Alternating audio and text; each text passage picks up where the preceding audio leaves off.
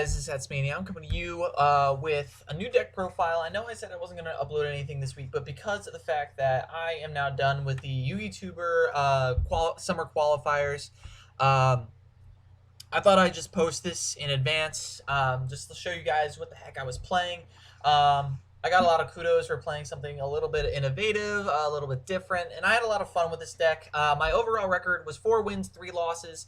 Before 7th round came around, I was ranked as 20th.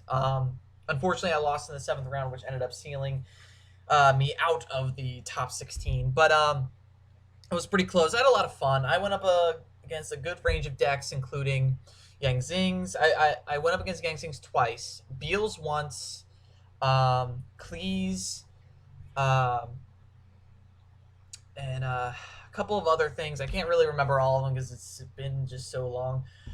Nothing that was too terrible against my deck. I didn't see any Burning Abyss, didn't see any Shaddolls. And I definitely did not see any Virtual Beast, which would have been absolutely devastating for me.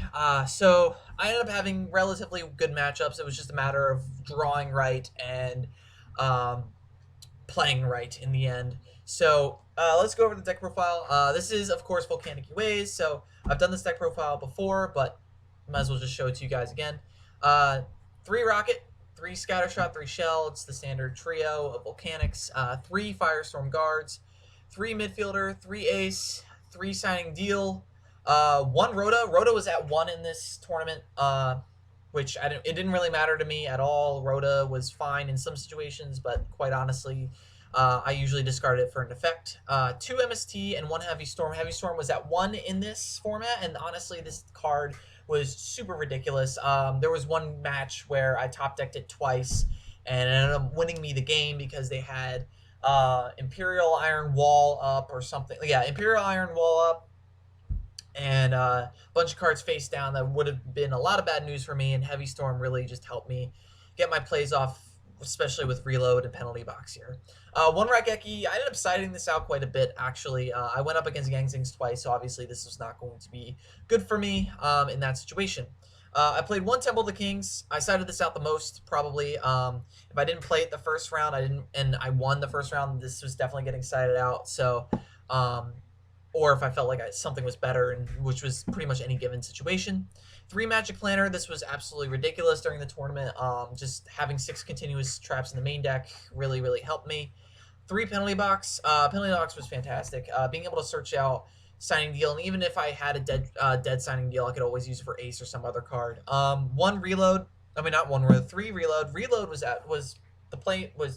my win condition for this tournament. If I couldn't get Reload off, I pretty much had to scoop or like just admit defeat.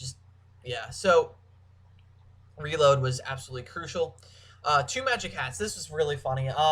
Dueling Network does not work well with Magic Hats. You actually have to kind of like really guide it through. But this ended up being very useful. I used it about 3 times, and it was very, very useful for me. And then 2 Phoenix Wing Wind Blast. This was very nice to have, especially against a lot of decks, specifically Cleese. This was great against Cleese. Going into the extra deck, Laval Chain was at 1 in this tournament, which I was very happy about. I went into Laval Chain probably the second most out of all my stuff. The one that I went into the most was Durandal, which I was running 2 of in this deck. I never needed 2, but having 2, knowing that I had 2 was always nice. 2 Cowboy. Like I've said time and time again, having 2 Cowboy in any deck is pretty funny. Just being able to, 1, use it early and then go into it again later and just really scare the crap out of your opponents is really, really funny. So 2 Cowboy was very, very welcome. I never went into it during the tournament, so but had I, it would have been fine. I think I think I went into it once. Everything else here I didn't ever go into, so except maybe Castell. I think I went into Castell once. 1 Honor Arc, 1 Butterfly, 1 Excalibur, 1 Exton. I think I might have gone into him. No, I didn't. 1 Castell, used him once. 1 Abyss Dweller, 1 number 80, never used him. 1 Ragnar Zero, never used it. 1 number 50, never used it. Main reason why I didn't use Abyss Dweller is because it hurt my win condition slightly. Plus I wasn't really using it. It was mainly, this was here mainly if I saw Shaddolls or or Burning Abyss. That was purely it because those are this deck's worst matchups in general. So, yeah, other than Ritual Beast. So, yeah. For the side deck, 2 Shadow Imprisoning Mirror. I sided this in once against against the Beals deck. Light Imprisoning Mirror I never used. Fiendish Chain I used a few times. Divine Wrath I never used it, but I did side it in. Karmika I used it once or twice. Never side. Yeah, it was pretty nice to have, especially against Yang Saints. Mask of Restrict. The reason why I do not play Anti-Magic Planter for Cleese is because uh, it hurts me. I play a decently sized spell body that really helps me get my deck going. So Mask of Restrict was just a better option for me. Plus, it helped shut down um, Necros to a certain degree because then they could contribute for the ritual. I never saw Necros, but in case I did, this is why that was there, and that was my tech choice. And then finally, 2 Raigeki Break just to get rid of random cards that I didn't like. I cited it once, I never actually used it. In all, the deck played just as I thought it should.